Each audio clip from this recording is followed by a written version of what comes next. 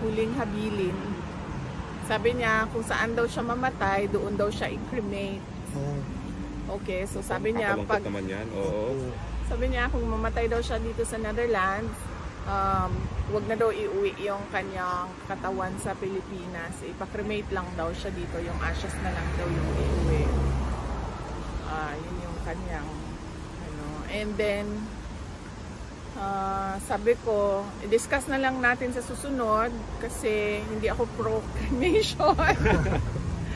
Hindi ako pro-cremation.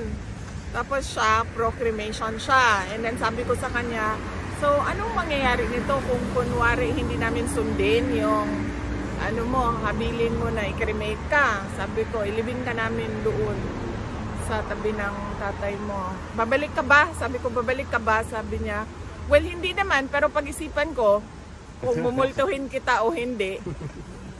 So, yun yung discussion ngayon. How did you feel po nung nagganyan si Tatay Digong? Kami, nalulungkot ngayon. Daming gusto na umiyak. Well, natural din naman na siguro yung sa 80 years old, no? Na mag-isip ng ganon. So,